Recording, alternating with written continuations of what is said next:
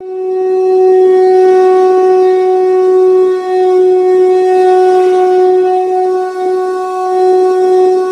प्रिय मित्रों, मैं ज्योतिषकार कमल आप सबका हार्दिक अभिनंदन करता हूं आपके अपने इस प्यारे यूट्यूब चैनल एस्ट्रो कमल में।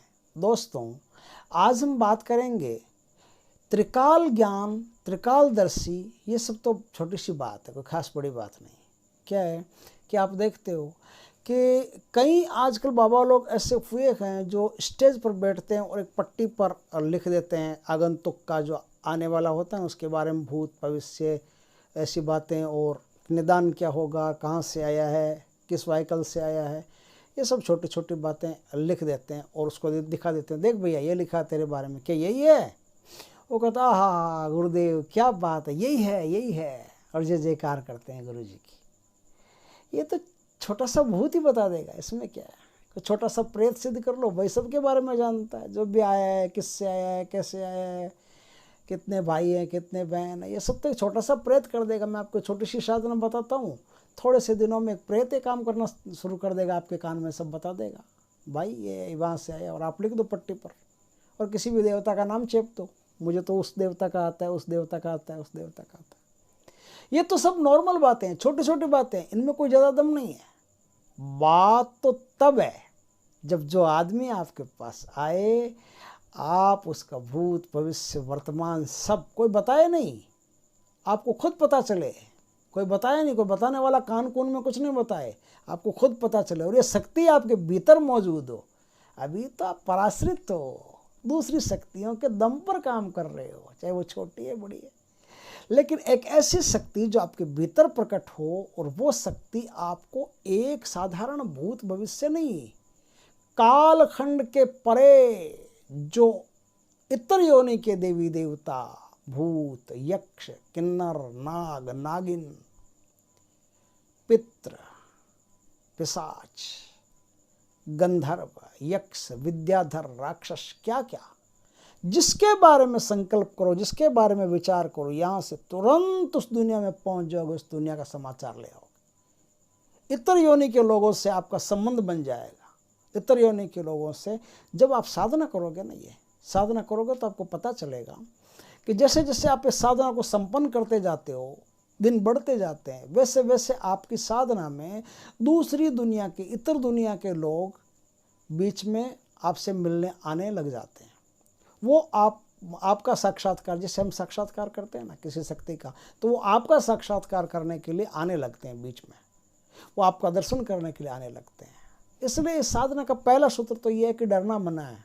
यह डर का कोई काम नहीं है, क्योंकि क्या होता है कि कभी अलग अलग टाइप के, अलग अलग लोगों से अलग अलग लोग जब उनको सूचना मिलती है कि पृथ्वी पर कोई इस साधना को संपन्न कर रहा है, तो उससे सम्मोहित होकर वो आते हैं मिलने के लिए, कौन कर रहा है, तो वो आते हैं, वो दर्शन देते हैं। तो आपको डरने का कोई काम नहीं है, क्योंकि अक्सर क्या होता है, इन लोगों को देख करके आदमी डर करके साधना छोड़ करके भाग जाता है।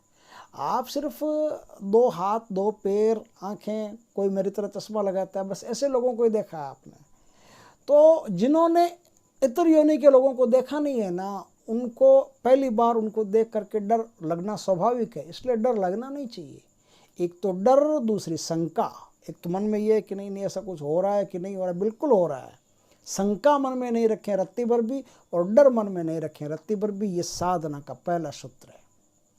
ये क्या होता है, वो काम जो पराश्रित है, वो तो एक प्रेतात्मा, एक भूत भी कर सकता है, जो कान में बता देता है कि फलाना आदमी आया है, फलाने स्थान से आया है। वो कोई बड़ी बात नहीं है, वो तो एक छोटी सी बात है, साधारण बात है, और कोई भी चाहे तो उसको साधना को कर सकता है, और किसी भी देवता का लेवल चिपका करके और बैठ सकता है कि मैं हनुमान जी का पुजारी हूँ, और हनुमान जी आते हैं। कोई दुर्गा माता का हूँ, काली माता का हूँ, ना कहीं कोई काली माता है, ना कोई दुर्गा माता है। दुर्गा माता, काली माता की साधना बहुत ऊंची साधनाएं हैं, और आज जो मैं साधना बता रहा हूँ, ये साधना इंटरनल है और इतनी ऊंची है जिसकी आपने कल्पना नहीं की होगी। ये साधना जो है, ये रहस्य की साधना है। ये एक ऐसी देवी है जो हमेशा आपके साथ तो जन्म से ही रहती है, लेकिन सुप्त अवस्था में रहते हैं। जैसे कुंडलिनी शक्ति सुप्त अवस्था में रहती है, उसी तरह से ये साधना भी जो शक्ति है, ये देवी है, ये भी सुप्त अवस्था में ही आपके साथ रहती है, लेकिन आपको पता नहीं रहता है। बहुत बार संकेत मिलते हैं इसके, लेकिन आदमी नहीं जानने की वजह से इग्नोर कर देता है, उसको पता नहीं रहता है। तो इस शक्ति को यदि जागृत कर लिया जाए तो आपको क्या क्या फल मिल सकते हैं, ये आपने आज तक कल्पना भी नहीं की होगी। क्या होता है, ये सारी साधना जो है ना, वो आज्ञा चक्र से संबंधित है, और आपका आज्ञा चक्र सुपर शक्तिशाली सिद्ध हो जाता है, खुल जाता है। और आज्ञा चक्र के खुलने से आपका संबंध शून्य लोक तक हो जाता है, शून्य तक हो जाता है। मतलब क्या है, मतलब ये है कि 3 नाड़ियां, एक दाहिनी कनपट्टी से चल करके भ्रूमध्य में आती है, एक बाईं कनपट्टी से चल करके भ्रूमध्य में आती है, और एक कपाल से चल करके, सहस्त्रार से चल के भ्रूमध्य में आती है। तीनों नाड़ियां यहाँ आकर के मिलती है, तो यहाँ एक संगम, एक प्रयाग बनता है। उस प्रयाग की एक देवी और संगम की एक देवी, 3 देवियां आकर के मिलती है। उन तीनों देवियों का जब एक रूप हो जाता है, संगम हो जाता है, उस संगम की देवी का नाम है भुवनेश्वरी।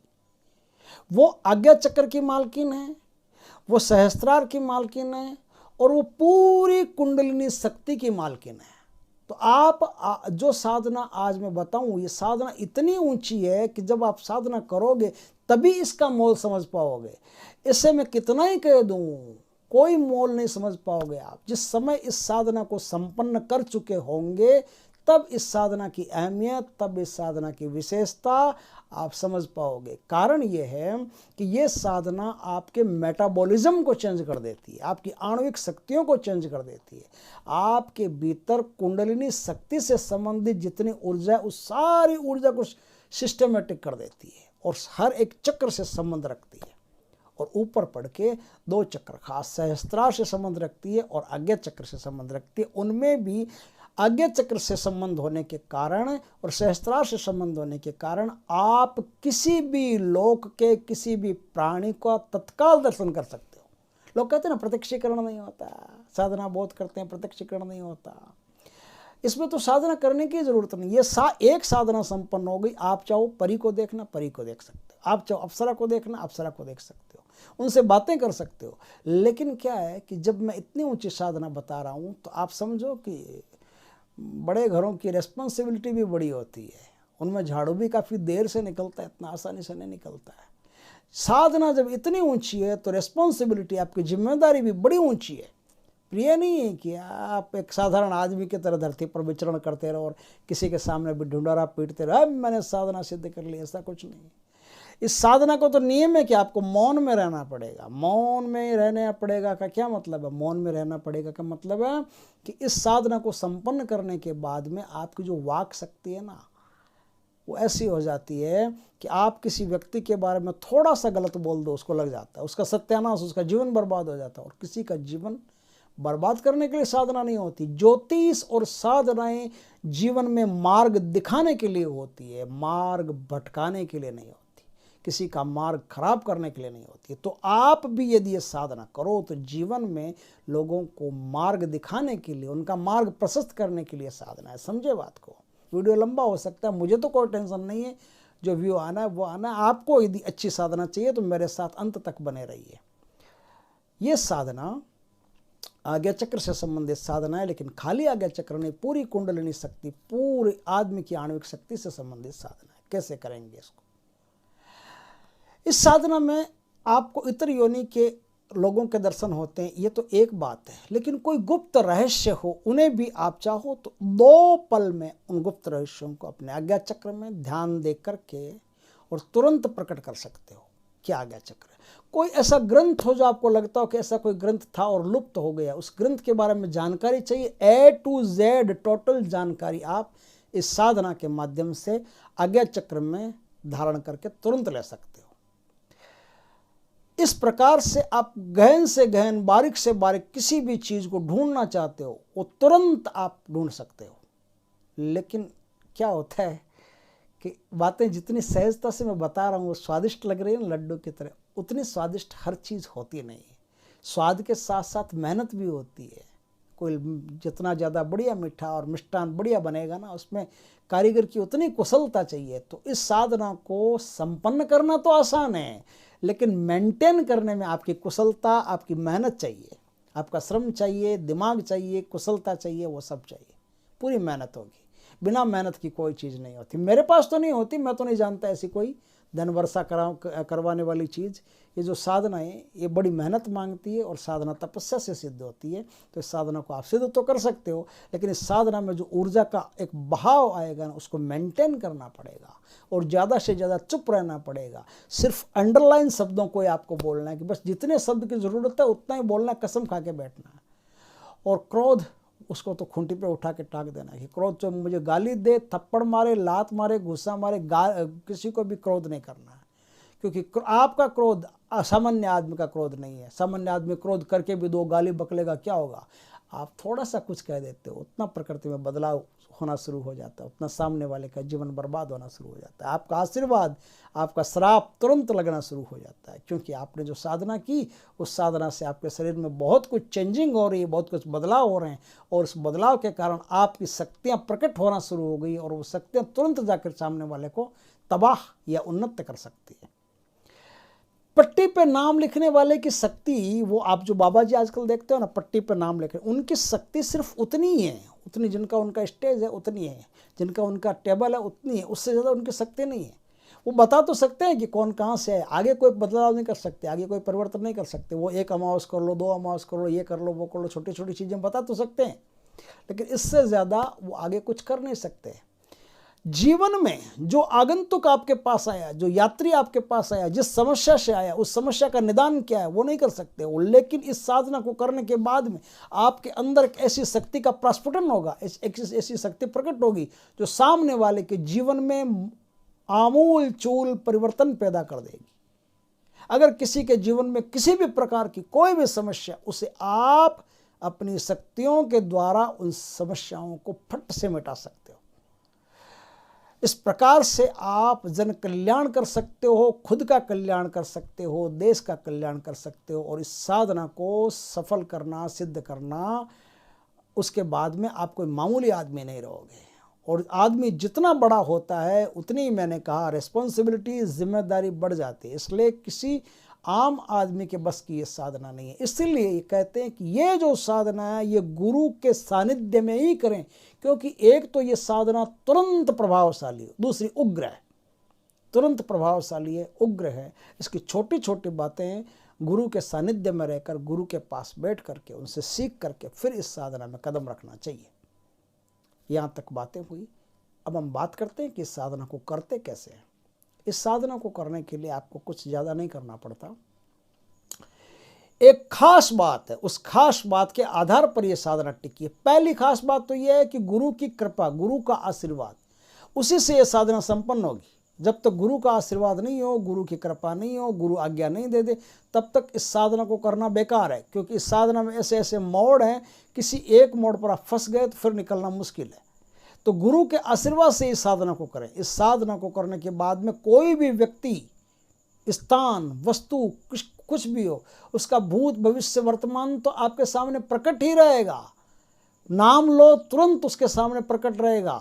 लेकिन उसके बाद में उसके जीवन में अगर कोई बदलाव करना हो तो वो भी आप कर सकते हो। साधना बड़ी ऊंची है, लेकिन गुरु की कृपा पहले इस साधना में जरूरी है, क्योंकि तुरंत प्रभावशाली जो साधनाएं होती है ना, वो बड़ी खतरनाक भी होती है। उनमें गुरु का आशीर्वाद होना जरूरी है। यह तो एक बात हुई। दूसरी भाई, ये साधना है ना, संध्या काल में शुरू होती है। इस साधना को शुरू करने का नियम है कि ये साधना हमेशा ही संध्या काल में शुरू होती है। अब संध्या दो होती है, सुबह की संध्या या शाम की संध्या। दोपहर की संध्या आप जानते नहीं, दोपहर की संध्या जो जानते हैं वही सब जानते हैं, लेकिन दोपहर की संध्या का इसमें कोई मतलब नहीं है। तो 2 संध्या, एक तो सुबह की संध्या, एक शाम की संध्या। दोनों संध्याओं में से किसी भी संध्या में इस साधना को शुरू तो कर सकते हो, लेकिन संपन्न इस साधना को आप गुरु या अपनी मर्जी से भी नहीं कर सकते, शक्ति की मर्जी से कर सकते हो। क्या होता है कि क्या होता है, अक्सर साधना में एक स्थान, वो सारा सामग्री बिठा के 10 बजे से रात को करना है, 11 बजे से करना है, वो फिक्स कर लेते हैं भाई 11 बजे हमको ये साधना करनी है। लेकिन इसमें ऐसा नहीं है। इस साधना में थोड़ी सी चेंजिंग है। चेंजिंग ये है कि जब आप इस साधना को करने बैठोगे तो बैठ तो गए भाई, हमने आपको टाइम बता दिया है कि आप संध्या काल में साधना को, अरे यार, आप संध्या काल में साधना को करोगे, संध्या काल में साधना को शुरू तो कर लोगे, ठीक है, अच्छी बात है। लेकिन क्या है, शुरू करने से कुछ नहीं है। अब जैसे आप साधना करोगे ना, 1 दिन साधना की, 2 दिन की, 3 दिन की, तो 2 दिन में, 3 दिन में, 4 दिन में आपके सामने इस साधना की जो शक्ति है, वो शक्ति खुद आपको कहेगी, भीतर से आपकी आवाज़ सुनाई दे देगी, आपको सब कुछ समझा देगी। वो कुछ कहने की जरूरत नहीं है। जो आपके साथ होगा वो कोई दूसरा नहीं जानता, और दूसरे को बताना भी नहीं है। ये जब ये साधना पूरे जीवन भर आपकी गोपनीय रहनी चाहिए, किसी को नहीं बताना है साधना के बारे में। तो वो आपको भीतर से कह देगी कि अब आज की रात ये साधना 10 बजे करनी है तुमको, अब आज की रात 2 बजे इस साधना को करना है। अब तुमको बताएगी कि इस साधना को 2 बजे तो करना है, लेकिन काले कपड़े पहन के करना है। फिर तुमको कहेगी कि पीले कपड़े पहन के करना है। फिर कहेगी कि नग्न रह के करना है। फिर कहेगी कि श्वेतांबर, दिगंबर, किसी भी अवस्था में साधना को करना है। तो बताना, प्राथमिक स्टेज बताना तो हमारा काम है। हम आपको बता देंगे कि शुरुआत कैसे की जाती है। आगे साधना पूरी की पूरी देवी के निर्देशानुसार ही होगी। देवी आपको मार्गदर्शन देगी कि इस तरीके से इस साधना को आप संपन्न करो, तो आप उस तरीके से इस साधना को संपन्न करोगे। बस ये इसमें दूसरी महत्वपूर्ण बात है जो आपको ध्यान में रखनी है।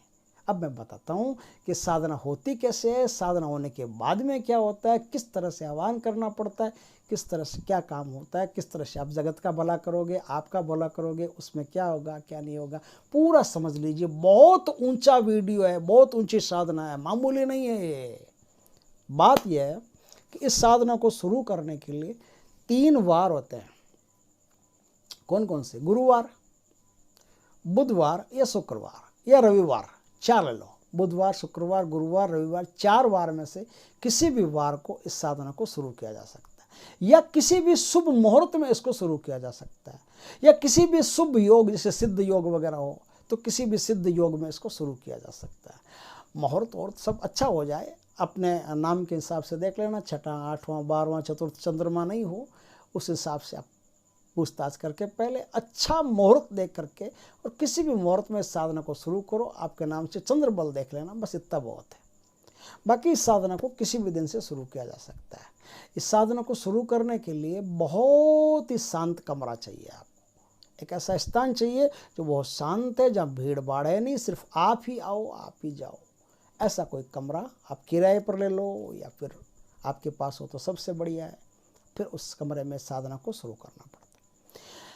इस साधना को शुरू करने के लिए आपको अच्छी तरह से, जैसे मैं हर वीडियो में बताता हूँ, साफ सफाई करके, एकदम चकाचक करके, खुशबू दे करके उसको, और बैठने लायक बना के, स्वर्ग जैसा माहौल बना करके फिर इस साधना को आपको शुरू करना। उससे पहले आप क्या है, साधना शुरू करने से पहले गणेश पूजा, देवी पूजा, शिव जी की पूजा, पितरों की पूजा, दिक्पालों की पूजा, वास्तु देवता की पूजा, ये सब जो छोटी छोटी पूजाएं होती है, मैं अक्सर बताता हूँ, आप फिर समझ लेना। वो सारी पूजाएं पहले संपन्न करके उनका आशीर्वाद ले लें। उनका आशीर्वाद लेकर के फिर इस साधना में उतरें। रहस्यमयी चेतना की साधना, बहुत ऊंची साधना। इस साधना को संपन्न करने के लिए उनका आशीर्वाद ले लिया। अब दिन आपने कोई भी चुन लिया, पक्ष आपने कोई भी चुन लिया, क्योंकि ये तो इंटरनल साधना है, इसका दिनों और पक्षों से कोई ज़्यादा मतलब भी नहीं है।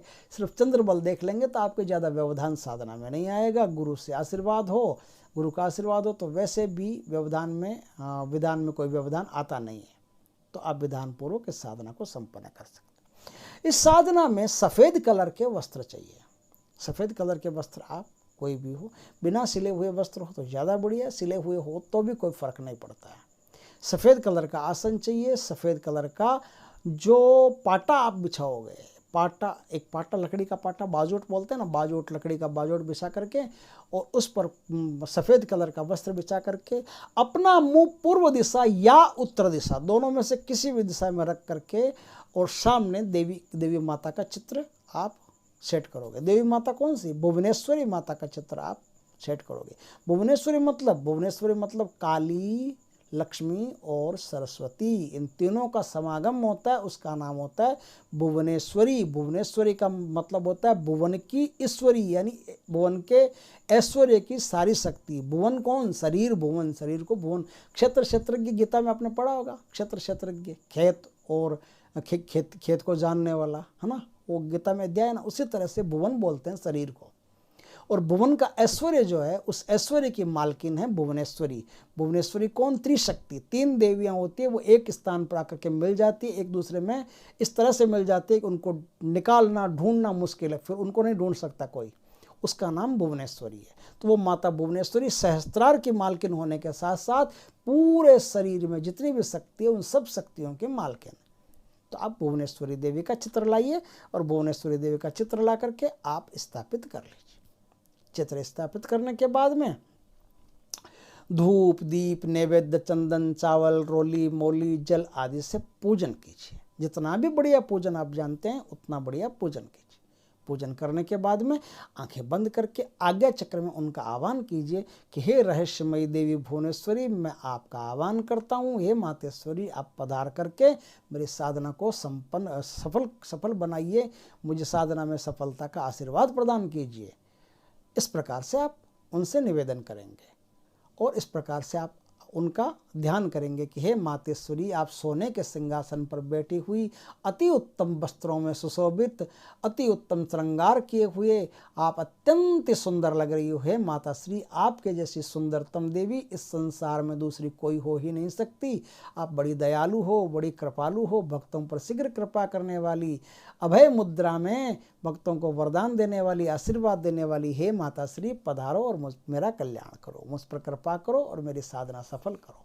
इस प्रकार से ध्यान किया, आह्वान किया। अब आप अपना मंत्र जाप कीजिए। मंत्र जाप आपको रुद्राक्ष की माला से करना है। रुद्राक्ष की माला बढ़िया हो, रुद्राक्ष की माला से, सिद्ध माला से आपको मंत्र जाप करना है। मंत्र जाप आपको छोटा सा है, छोटा सा ही दिन है, थोड़ी सी साधना है, लेकिन थोड़ी सी साधना में बहुत बड़ा आगे काम होने वाला है, वो मैं बताऊंगा आपको। तो अब आप क्या करेंगे कि साधना आपकी 11 दिन की है, सिर्फ 11 दिन की साधना, और 11 दिन में 45,000 मंत्र आपको पूर्ण करने पड़ते हैं। मंत्र के बाद में 108 आहुति घी से देकर के इस साधना को संपन्न आप कर सकते हैं। न तो कोई यंत्र की आवश्यकता है, न किसी और चीज़ की आवश्यकता है। इस साधना को एकदम इजी तरीके से आप संपन्न कर सकते हैं, क्योंकि काम सब इंटरनल होता है, इसलिए बाहर कोई ज़्यादा प्रॉब्लम की ज़रूरत नहीं है। शुद्ध घी का दीपक हो, अच्छी धूप हो, बस इतना बहुत है, पर्याप्त है। इस साधन में कोई ज़्यादा लफड़ा नहीं है। तो इस प्रकार से ये साधना आप संपन्न कर सकते हैं। लेकिन क्या होता है कि मैं छोटी सी बातें वो मैं आपको पहले बता देता हूँ। ये तो हो गया यहाँ तक, अब आपको खाली मंत्र बचा, वो मंत्र भी मैं आपको बता दूंगा। क्या है कि जब भी, थोड़ा सा समझ लेना बात को, जब भी आपको किसी इतर योनि के देवता से, देवी से बात करनी है, जैसे कोई विद्याधर से, गंधर्व से, किन्नर से, नाग से, अप्सरा से, यक्षों से, किसी से भी बात करनी है, आपकी बात हो जाएगी। आप उनके दर्शन कर सकते हो। आप उनके दर्शन कर सकते हो आज्ञा चक्र में। आज्ञा चक्र में आपके दर्शन हो सकते हैं। आज्ञा चक्र में दर्शन हो आपको होंगे, उनके आज्ञा चक्र में दर्शन होंगे, बाकायदा बातचीत करोगे। लेकिन जैसे आप आज्ञा चक्र में देवी का आह्वान करोगे ना, तो आपकी खोपड़ी में खिंचाव होगा, आज्ञा चक्र में खिंचाव होगा, ऐसे खिंचाव टाइप कुछ होगा। और जैसे आप बात करोगे, बातें कर लोगे आराम से, तबीयत से बातें हो जाएगी आपकी। बात करने के बाद में आप जब वापस इस वर्ल्ड में आओगे ना, तो यहाँ थोड़ा दर्द महसूस होगा आपको, दर्द, आज्ञा चक्र में दर्द महसूस होगा आपको, खोपड़ी में दर्द महसूस होगा। तो आप कोई काम मत करना, चुपचाप लेट जाना, और इसमें आपके शरीर का वजन कम होगा। आपके शरीर का वजन तुरंत, इसमें ऊर्जा का बहुत बड़ा खेप लगता है। मतलब आप जब भी किसी दूसरी योनि के लोगों से बात करते हो या देवी का आह्वान करके देवी से बातें करते हो, भुवनेश्वरी माता से बातें करते हो, तो आपकी ऊर्जा का बहुत बड़ा खेप लगता है। इस बात का ध्यान रखना। तो जब बात करके आप आओ ना, बात करके आप अपने इस वर्ल्ड में वापस आ जाओ, तब आपको क्या करना है, तब आपको चुपचाप लेट जाना है। कोई गोली टेबलेट हो, दवाई हो, ऐसा कुछ नहीं। सिर्फ जो घी होता है ना, असली गाय का घी, असली गाय का घी दोनों नाकों में ऐसे डाल करके ऐसे सूंघ के जोर से, और चुपचाप लेट जाना, किसी से कहना बात ही नहीं करे। तो उसमें 4 घंटा 5 घंटा आप आराम से लेटे रहना। और ये जो है ना, ये काम रोज़ रोज़ नहीं कर सकते आप, क्योंकि रोज़ रोज़ करोगे तो आपके शरीर की हालत ख़राब हो जाएगी। क्योंकि आप जो चीज़ आपको लानी है वो आप महीने में 1-2 बार आप ऐसा काम कर लो, बाकी आपके शरीर को, अब देखो भाई सीधी बात है कि काम करोगे आप, कोई भी काम करोगे तो धन तो इन कामों के पीछे पीछे चला आता है, धन की तो कोई बड़ी बात ही नहीं है। तो आपके पास अच्छा कैसा भी धन आ जाए ना, आपके पास धन आता रहेगा, अच्छा धन आता रहेगा। क्योंकि ये क्या करती है माता, आपकी ये जो शक्ति है ना, आपकी सुरक्षा भी करती है, आपको शेप भी करती है, और आपको धन संबंधी प्रॉब्लम जो होती है उसको भी दूर करती है आपकी। तो ये भोगदायिनी और मोक्षदायिनी दोनों प्रकार की शक्ति है। तो भोगों से संबंधित जो कोई भी चीज़ें हैं वो सब तो आपके पास उपस्थित हो जाती है ना। तो आपके पास धन आएगा। आप एक बात का खास ख्याल रखें कि आप अपने भोजन में उत्तमोत्तम पदार्थ ग्रहण करें, सूखे मेवे वगैरह खूब लें, क्योंकि आपको ज़रूरत पड़ने वाली है। घी, सूखे मेवे, जिन जिन से एनर्जी बनती है फुल, उन चीज़ों का प्रचुर मात्रा में आप सेवन करते रहें, इस बात का खास ख्याल रखें। क्योंकि जब भी आप देवी का आह्वान करोगे या आप किसी भी योनि के लोगों से बात करोगे तो आपकी सारी की सारी ऊर्जा अज्ञा चक्र में चली जाएगी और सारी ऊर्जा निचोड़ के उसमें लग जाएगी। वापस आओगे तो एकदम थके मांदे आओगे आप। आपको ज्ञान तो सब हो जाएगा, पता सब चलेगा, आनंद इतना आएगा। क्या होता है, जैसे एक माँ बच्चा पैदा करती है, तो बच्चा तो पैदा करती है, बच्चा पैदा करते समय उसको भयंकर दर्द होता है, बहुत बड़ी यातना से गुजरती है, बहुत बड़े दर्द से गुजरती है, मरणासन्न स्थिति में से गुजरती है। ये माँ का दूसरा जन्म होता है। इतने कष्ट में से एक बच्चे को जन्म देती है। लेकिन जब बच्चे का जन्म होता है ना, तो बच्चे का जन्म होता है तो जन्म के साथ उसको जो आनंद प्राप्त होता है, जो आनंद प्राप्त होता है ना, वो आनंद दर्द को ढक देता है। आपको जब भी आप कोई भी रहस्य का उद्घाटन करके लाओगे, किसी पुराने ग्रंथ के बारे में जान करके आओगे, किसी पुराने रहस्य के बारे में, पुराने मंत्र के बारे में, किसी ऐसे गुप्त हो चुकी साधनाओं के बारे में जान करके आप आओगे तो आनंद तो आपको भयंकर आएगा, गजब का आनंद आएगा। लेकिन दर्द होगा, जो दर्द है ना, वो दर्द आनंद के नीचे दब जाएगा। तकलीफ तो होगी आपको, लेकिन आनंद के नीचे दब जाएगी। तो इसलिए आपके शरीर में कमजोरी नहीं आए, इसलिए इस बात का आपको खास ख्याल रखना है। पैदल चलना है, घूमना, दौड़ना, व्यायाम करना, प्राणायाम करना। शरीर को जितनी ज़्यादा एनर्जी आप दे सकते हो उतनी ज़्यादा एनर्जी आपको देते रहना पड़ेगा, अगर इस साधना को आपको रखना है तो। सिद्धि तो आसान है, लेकिन मेंटेन करना, मैंने पहले ही कहा था, मुश्किल है, थोड़ा सा मुश्किल है। तो मेंटेन करने में आपको बड़ी ताकत लगेगी। तो इस प्रकार से आप इस साधना को संपन्न करके किसी भी व्यक्ति के जीवन में कोई भी बदलाव कर सकते हो। किसी भी व्यक्ति को उसका भूत, भविष्य, वर्तमान सब कुछ बता सकते हो, और आगे कोई कहता है ना फर्क नहीं पड़ता, तुरंत फर्क दे सकते हो आप। क्या उसके जीवन में चाहिए, बीमारी है, परेशानी है, शत्रु है, कर्जा है, टोटल आपकी आज्ञा मात्र से बदल जाएगा, तुरंत बदल जाएगा। लेकिन वही बात है कि आपको कम से कम लोगों से बात करनी है, कम से कम काम करना है, कुछ सिलेक्टेड लोगों का काम ही आपको करना है। ज़्यादा इस साधना के द्वारा ज़्यादा लोगों का काम नहीं करना है, और बस जितना कम काम करोगे उतना आपके लिए बढ़िया रहेगा, क्योंकि शरीर की शक्ति टूटेगी नहीं। और इस प्रकार से आप इस साधना को संपन्न करके दूसरों का भी भला कर सकते हो, खुद का भी भला कर सकते हो। बाकी बच्चा है मंत्र, वो मैं मंत्र आपको दे देता हूँ। मंत्र ओम त्रिम भुवनेश्वरी देवी त्रिदेवी शक्ति नमः स्वाहा। ओम त्रिम भुवनेश्वरी देवी त्रिदेवी शक्ति नमः स्वाहा। बाकी आप अपने गुरु से दीक्षा लेकर के इस मंत्र को सुन करके इस मंत्र की साधना आप संपन्न करें, और माता आपके जैसे ही आज्ञा चक्र में प्रकट हो वैसे आप मानसिक प्रणाम करें, उनको दंडवत मानसिक प्रणाम करें, माता की अच्छी तरह से अवगत करें, और ऐसा महसूस करें अपने अंदर कि आप प्रणाम कर रहे हैं, माता की आरती कर रहे हैं। ये सब कल्पना में आप करें, आप अपने मानस में करें, तो वो सब माता के पास चला जाएगा। इस प्रकार से आपकी साधना, आपका प्रत्यक्षीकरण, आपका भूत, भविष्य, वर्तमान देखने की शक्ति, त्रिकाल ज्ञान, उन सब में टॉप की चीज़ है, सबसे ऊपर की चीज़ है। फिर आप त्रिकाल दर्शन में कुछ भी कर सकते हो, कुछ भी देख सकते हो, कोई भी चीज़ इस वर्ल्ड में आपसे छुपी नहीं रहेगी। दोस्तों, वीडियो अच्छा लगे तो लाइक करना, कमेंट करना, शेयर करना, और यदि पहली बार आप हमारे चैनल पर आए हो तो चैनल को सब्सक्राइब करना, पास में जो बेल आइकॉन का बटन है वो दबा देना, ताकि हमारे ज्ञानवर्धक जानकारीपूर्ण वीडियो सबसे पहले आपके पास आ सके। जय श्री कृष्ण दोस्तों, जय माता भुवनेश्वरी।